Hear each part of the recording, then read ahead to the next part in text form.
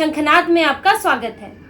चुनाव आते ही सभी आंदोलनजीवी, हुड़दंगी, दंगाई सब सक्रिय हो गए हैं। जैसे कि फसल में बुआई और कटाई का समय होता है, वैसे ही इनके लिए चुनाव का समय होता है। खास तौर से पंजाब, हरियाणा और यूपी में जब चुनाव होते हैं तो इनके लिए बुआई का समय है, और जब इनके नतीजे आते हैं तो फिर कटाई में इनको फायदा मिलता है। जिसके कहने पे इन्होंने बुआई की, वही आकर इनको कटाई में मदद करते हैं, फिर फायदा देते हैं। तो अब आपको पता ही है कि हरियाणा में अक्टूबर में चुनाव होने वाले हैं, और इसके चलते पंजाब और हरियाणा के कुछ ये फर्जी किसान संगठन, संयुक्त किसान मोर्चा, गैर राजनीतिक और संयुक्त मजदूर मोर्चा, अब ये इकट्ठे हो गए हैं और पूरे देश के किसानों का खुद को रहनुमा बता रहे हैं, उनका प्रतिनिधित्व बता रहे हैं और हंगामा करने को तैयार है। और खुद को गैर राजनीतिक कहने वाले विपक्ष के नेताओं से बढ़ चढ़कर मुलाकात कर रहे हैं। उनसे कह रहे हैं कि हमारे लिए प्राइवेट मेंबर बिल लेकर आओ, और बीजेपी से मुलाकात नहीं कर रहे हैं, क्योंकि जहां से कटाई का फायदा मिलना है वहां से मना किया गया है। तो बीजेपी से मुलाकात नहीं हो रही है, लेकिन विपक्ष के सभी दलों से मुलाकात हो रही है, और ये खुद को गैर राजनीतिक कह रहे हैं। और इन्होंने अभी चुनाव से पहले पूरी तैयारी कर ली है कि किस तरह से प्लान बनाया है कि किस तरह से चुनाव में बीजेपी को नुकसान पहुंचाने के लिए क्या क्या किया जाए, इसकी योजना बन गई है। और इस योजना में इन कुछ किसान संगठनों का साथ दे रहे हैं राहुल गांधी, जो अब खुलकर सामने आ गया है। क्योंकि आज राहुल गांधी संसद में बड़े गुस्से में नजर आए, संसद के बाहर। और गुस्सा क्यों थे? नाराजगी इसलिए थी क्योंकि उनके बुलाए कुछ लोगों को अंदर आने नहीं दिया गया। उन्होंने चुपचाप तरीके से कुछ लोगों को बुलाकर एक मीटिंग रखी थी अपने नेता प्रतिपक्ष वाले केबिन में, जो उन्हें आजकल मिला हुआ है, लेकिन उन्हें संसद के अंदर आना था। अब सुरक्षा का मसला बनता है कि किसी भी ऐसे बिना पास के या बिना किसी के सांसद की परमिशन के आप कैसे अंदर आ सकते हैं। इसके लिए प्रॉपर जांच भी होती है और आपको पास चाहिए होता है, तो उन्हें रोक लिया गया। अब राहुल गांधी नाराज हो गए क्योंकि ये तो खुल गया सबके सामने, और राहुल गांधी नाराज हो गए इतने कि मीडिया से भी बात करने चले गए, शिकायत करने चले गए। लेकिन फिर उन लोगों को अंदर आने दिया गया बाद में, क्योंकि राहुल गांधी फिर खुद गए, दखल हुआ और आने दिया गया। लेकिन कहीं ना कहीं इस तरह से उन्होंने बुलाकर संसद की सुरक्षा को भी खतरे में डाला, क्योंकि बाहर का व्यक्ति अगर आता है, कल को कोई गड़बड़ होती है तो भी विपक्ष जो है सरकार पर इल्जाम डालेगा, और इनके बुलाए हुए गुपचुप मीटिंग वाले लोगों को अगर रोका जाए तो भी ये लोग नाराज होते हैं। लेकिन फिर भी राहुल गांधी ने पार्लियामेंट के अंदर अपने केबिन में एक सीक्रेट मीटिंग की। किसान मोर्चा वाले उनके पास पहुंचे थे और कुछ बातचीत हुई है, और एक योजना तैयार हुई है, प्लान बताया गया है कि कैसे अब सरकार को घेरा जाएगा।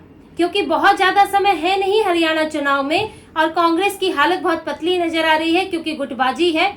तो ऐसी स्थिति, ऐसा चाहिए कि किसी तरह से बीजेपी को कमजोर किया जाए, और इसीलिए इन्हीं दोनों किसान संगठनों ने कल जो है 22 जुलाई को दिल्ली के कॉन्स्टिट्यूशन क्लब में एक प्रेस कॉन्फ्रेंस भी रखी थी, जिसमें कांग्रेस के कई नेता पहुंचे, अकाली दल के नेता भी पहुंचे, और उसमें इन्होंने कुछ मांगे रखी अपनी, और ये विपक्ष से कह रहे हैं कि हमें इसके लिए मदद की जाए, हमारी मांगे पूरी हों।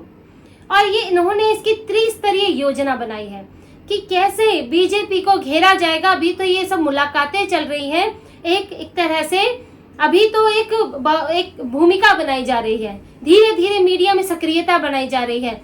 लेकिन ये जो त्रिस्तरीय योजना तैयार हुई है कि जिससे बीजेपी को घेरा जाएगा, आपको उसके बारे में बताते हैं।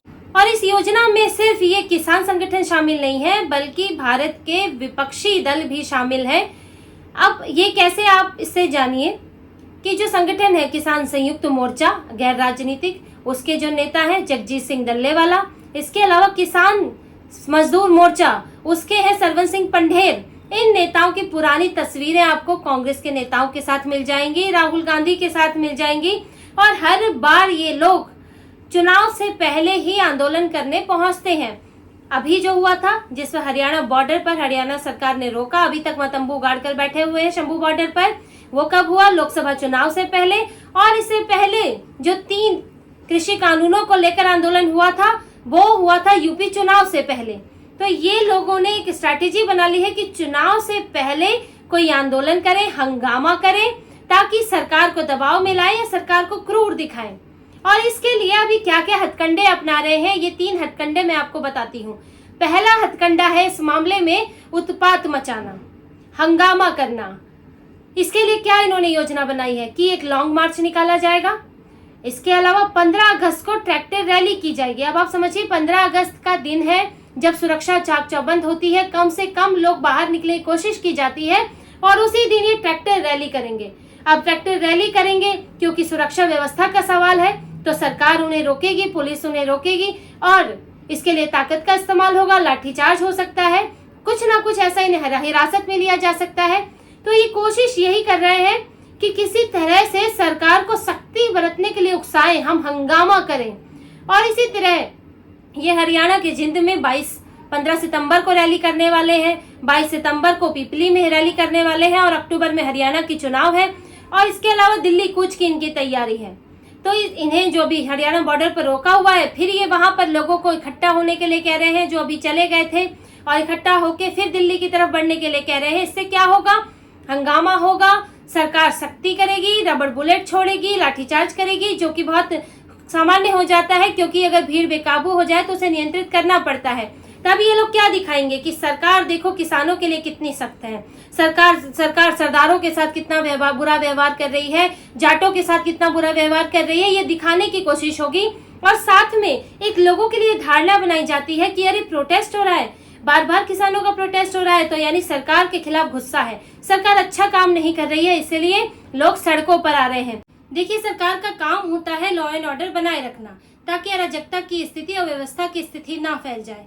क्योंकि अगर सरकार छोड़ दे तो 26 जनवरी को जिस तरह हुआ था, लाल किले पर खालसा का झंडा फहराया गया था, उसी तरह से दोबारा स्थितियां बन सकती हैं अगर इन्हें खुली छूट दे दी जाए। तो फिर ये सड़कों पर हंगामा, दुकानों पर तोड़फोड़, या फिर दिल्ली की सड़क जाम, बॉर्डर जाम कर सकते हैं, जिससे कि दूसरे लोगों को परेशानी होती है। इसलिए सरकार सख्ती बरतती है, ताकि सिर्फ इनकी बात नहीं है, सरकार के ऊपर दूसरे लोगों की भी जिम्मेदारी है। और यही सख्ती जब कर्नाटक में बरती जाती है, जब कावेरी नदी को लेकर प्रोटेस्ट हुआ था कि तमिलनाडु में पानी क्यों दिया जा रहा है उस पर, तब वहां पर कर्नाटक में कांग्रेस की सरकार ने लाठीचार्ज कराया, हिरासत में लिया गया लोगों को, लेकिन उससे परेशानी नहीं होती। जब यही सरवन सिंह पंढेर तमिलनाडु गए थे, केंद्र सरकार के खिलाफ ही प्रोटेस्ट करना था, तब उन्हें कोयम्बटूर में ही हिरासत में ले लिया गया, दूसरे नेताओं को भी हिरासत में लिया गया, क्योंकि तमिलनाडु की डीएमके सरकार अराजकता नहीं चाहती थी, व्यवस्था बनाए रखना चाहती थी। और इसी तरह से केंद्र सरकार की भी जिम्मेदारी होती है, सभी सरकारों की जिम्मेदारी होती है, लेकिन इन्हें कांग्रेस के या विपक्षी दलों की सख्ती से कोई समस्या नहीं है, सिर्फ केंद्र सरकार पर ये इल्जाम डालना चाहते हैं। तो ये पूरा परसेप्शन क्रिएट करने के लिए ये आंदोलन किया जा रहा है, इसका कोई मकसद नहीं है। क्योंकि आप इनकी मांगे देख लीजिए, एमएसपी की गारंटी दे, एमएसपी अपने आप में एक गारंटी है, आज तक एमएसपी खत्म नहीं की गई बल्कि वो बढ़ाई ही जाती है। इसके अलावा क्या, लखीमपुर में जो घटना हुई थी उसके पीड़ितों को मुआवजा मिले, सरकारी नौकरी मिले, जो किसान आंदोलन में जिनकी मौत हुई है उन्हें सरकारी नौकरी मिले। एक ऐसी मांगे हैं जो इतनी आसान नहीं होती, क्योंकि आपको सरकारी नौकरियों के लिए ऐसे अगर आप सरकार इस तरह से सरकारी नौकरियां देने लगी तो लोग तो प्रोटेस्ट, जितने भी प्रोटेस्ट होते हैं उसके बाद जो है सरकारी नौकरी देनी पड़ेगी, क्योंकि कहीं ना कहीं नुकसान, कहीं ना कहीं किसी न किसी को क्षति तो होती ही है। तो ये जो मांगे पूरी नहीं हो सकती। आप पंजाब सरकार से मांगे, क्या वो सरकारी नौकरी देंगे? वो तो उन्होंने तो अभी तक नहीं कहा। जो मान सरकार, भगवंत मान सरकार या कांग्रेस की पिछली सरकार थी, वो तो समर्थन करती थी, लेकिन सरकारी नौकरी की तो घोषणा नहीं की। और इसके अलावा इनकी क्या मांग है कि किसानों को 60 साल से ऊपर के जो किसान है 10,000 रुपए पेंशन दी जाए। अब आप पेंशन समझिए 10,000 रुपए कितनी होती है, किसी की तनख्वाही होती है 10,000 रुपए। अब इससे सरकार पर कितना बोझ पड़ेगा, सरकार के खजाने पर कितना बोझ पड़ेगा कि अगर 10,000 रुपए कितने किसानों को, देश भर के किसानों को दिया जाए। हालांकि अभी भी जो वृद्धावस्था पेंशन है वो तो मिलती है, वो हर व्यक्ति को मिलती है। किसानों को जो साल के पैसे मिलते हैं 2 बार 6-6 हजार रुपए, वो सभी को मिलते हैं। लेकिन ये ऐसी मांगे रख रहे हैं जो ना राज्य सरकारें पूरी कर सकती है, ना तो कोई केंद्र सरकार पूरी कर सकती है। इसलिए पंजाब की सरकार क्यों नहीं देती 10,000 रुपए पेंशन? क्योंकि वो देगी तो पहले ही घाटे में चल रही है, केंद्र सरकार के आगे हाथ फैला रही है, वो पूरी तरह डूब ही जाएगी। इसलिए केंद्र सरकार पर दबाव डालते हैं, क्योंकि इन्हें पता है ये ऐसी मांगे हैं जो कोई सरकार पूरी नहीं कर सकती। और इसीलिए बस हंगामा करना ही मकसद है और कोई मकसद नहीं है। हंगामा करो, उत्पात करो, लोगों को परेशान करो, सरकार की छवि खराब करो। दूसरा तरीका है इनका संसद। पहले सड़क, अब दूसरा संसद। संसद में ये प्राइवेट मेंबर बिल लाने के लिए जोर डाल रहे हैं और इसीलिए ये राहुल गांधी से मिले हैं। और भी योजनाएं, उनके साथ तो बहुत कुछ चर्चा हुई होगी, लेकिन प्राइवेट मेंबर बिल के बारे में चर्चा होनी है, ये मीडिया में बताया। और जो प्रेस कॉन्फ्रेंस हुई इसमें भी ये जिक्र हुआ, उसमें ये कहा गया कि एक व्यक्ति प्राइवेट मेंबर बिल ना लाए, पूरा का पूरा विपक्ष प्राइवेट मेंबर बिल लाए, जिसमें ये सब जो मांगे हैं वो मांगे उसके अंदर लिखी जाए और उस बिल को पास कराया जाए। लेकिन अब पास कैसे होगा, क्योंकि विपक्ष के पास तो संख्या नहीं है। अब आप 233 234 सांसदों से, वो भी जरूरी नहीं है कि सब अगर वोटिंग हो तो आपके साथ ही खड़े हो सकता है आप 200 से नीचे आ जाए। तो आप प्राइवेट मेंबर बिल ऐसे लोगों को लाने को कह रहे हैं जिनके पास संख्या नहीं है। ये मालूम है कि नतीजा क्या होगा। अगर आपको किसी चीज का नतीजा मालूम है, क्या वो काम आप करेंगे? आपको अगर पता होगा कि ये करने पे होगा ही नहीं, लेकिन इनको क्या मकसद है? हंगामा करना, और हंगामा करना है संसद में भी। इसलिए बिल लाओ, वो पास ना हो या सरकार उसमें समर्थन ना करे तो फिर परसेप्शन बनाओ कि सरकार किसानों के साथ नहीं है, किसानों के लिए ये मांगे की गई थी, प्राइवेट मेंबर बिल लाया गया था, विपक्ष सरकार के साथ है, विपक्ष जो है किसानों के साथ है, वो किसानों के लिए बिल लेकर आया। ये पूरा परसेप्शन बनाने की तैयारी है। तीसरा तरीका इनका देखिए, सड़क, संसद। अब तीसरा तरीका कोर्ट। अब एक कोर्ट का सहारा भी लेते हैं। कोर्ट का सहारा किस तरह लिया गया? क्योंकि अभी जो हरियाणा बॉर्डर पर इन्होंने हंगामा किया, हरियाणा सरकार ने सख्ती से इनसे निपटा और इनको शंभू बॉर्डर पर ही रोक लिया। अब इनको परेशानी ये हो गई है कि शंभू बॉर्डर तो बंद है, तो आप दिल्ली की तरफ बढ़ेंगे कैसे? और शंभू बॉर्डर पर जो हंगामा होता है उसके लोगों को कोई खास फर्क नहीं पड़ता, क्योंकि मीडिया भी ज्यादा कवर नहीं कर पाता, मीडिया को आने की भी परमिशन इतनी नहीं होती है क्योंकि हंगामा चल रहा होता है, और यूट्यूबर, इनके जो यूट्यूबर है वो भी नहीं आ सकते उतना, तो इसीलिए बहुत ज्यादा मीडिया टेंशन नहीं मिलता। और ये वहां पर कोशिशें कर करके थक चुके हैं। इन्होंने टैंकर जैसा भी बनाया था पिछली बार, आपको याद होगा, फिर भी ये वहां से नहीं आगे बढ़ पाए। हरियाणा पुलिस ने हालत खराब कर दी, इसलिए कोर्ट का तरीका अपना रहे हैं। कोर्ट में जाते हैं PIL लेकर कि शंभू बॉर्डर खुलवाया जाए, उससे जो है परेशानी हो रही है। अरे परेशानी तो दिल्ली बॉर्डर पर भी हो रही थी, जब ये दिल्ली में 4-5 महीना जम के बैठे रहे। दिल्ली के लोगों को परेशानी हुई, दिल्ली से नोएडा जाने वाले लोगों को जो 1 घंटे में पहुंच जाते थे, 2-2 2.5 घंटे का सफर लग रहा था, माल लाने जाने में परेशानी हुई, तब तो ये दिल्ली के बॉर्डर से खड़े होने को तैयार नहीं हुए। इन्होंने अपने तंबू नहीं हटाए और कोर्ट ने भी कोई फैसला नहीं दिया। कोर्ट भी सिर्फ बयानबाजी, ऑब्जर्वेशन देते ही रह गया। और अब ये कोर्ट पहुंच गए, पंजाब हरियाणा कोर्ट पहुंचे, और वहां से इनको फैसला तो मिला कि हाँ शंभू बॉर्डर खोल दिया जाए। लेकिन फिर हरियाणा सरकार सुप्रीम कोर्ट पहुंची और सुप्रीम कोर्ट ने कहा कि नहीं, यथास्थिति बने रहने दिया जाए, क्योंकि इससे अभी सुरक्षा को खतरा है और मामला भी कोर्ट में चल रहा है। आगे वो तो देखेंगे कोर्ट क्या फैसला देता है। लेकिन इन्होंने कोर्ट का तरीका अपनाया। आज शंभू बॉर्डर खुलवाने के लिए कोर्ट गए हैं ताकि बॉर्डर खुल जाए और हम फिर दिल्ली निकल पड़े और दिल्ली में बॉर्डर बंद कर दें। आप समझिए इनकी साजिश, शंभू बॉर्डर खुलवा के दिल्ली के बॉर्डर बंद करना चाहते हैं ताकि यहाँ फिर से वही हंगामा हो सके, पिछली बार की तरह तंबू गड़ जाए, मीडिया आ जाए, यूट्यूबर आ जाए और ये अपना बढ़िया यहाँ पर कई दिनों का इनका हंगामा चलता रहे, इनका ड्रामा चलता रहे। लेकिन अभी ऐसा तो होता मुमकिन दिख नहीं रहा है। लेकिन आप इनकी तीनों इस स्ट्रैटेजी को समझिए, सड़क, संसद और अदालत, इन तीनों के जरिए ये सरकार को घेरना चाहते हैं, सरकार को पंगु बनाना चाहते हैं, लोगों को परेशान करना चाहते हैं ताकि उसका ठीकरा सरकार पर फूट जाए।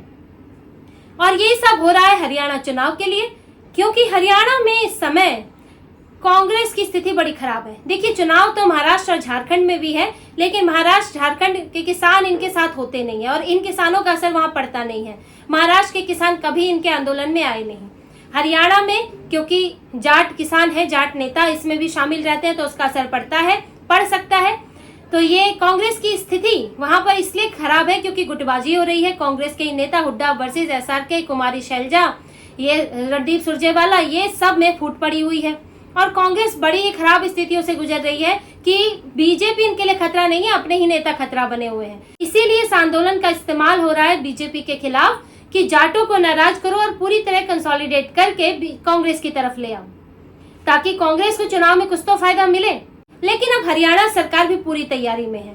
पिछली बार जिस तरह मजा चखाया गया था, इस बार भी इसी तरह सख्ती बरती जाएगी, क्योंकि हरियाणा सरकार ने जिस तरह से सुप्रीम कोर्ट में अर्जी डाली, उससे साफ लग गया है कि शंभू बॉर्डर तो नहीं खुलेगा और जो शंभू बॉर्डर पार करने की कोशिश करेगा उसको हरियाणा पुलिस उसकी खैर नहीं है। अब इनका आंदोलन जब शुरू होता है तो उधर से हरियाणा सरकार की भी कार्रवाई शुरू होगी और ये लोग बहुत मुश्किल है कि शंभू बॉर्डर से इस बार भी आगे बढ़ पाए। तो इसी तरह की खबरें और विश्लेषण आपके लिए लाते रहेंगे। हमसे जुड़े रहिए, सब्सक्राइब कीजिए, कमेंट कीजिए। बहुत बहुत धन्यवाद। जय श्री राम।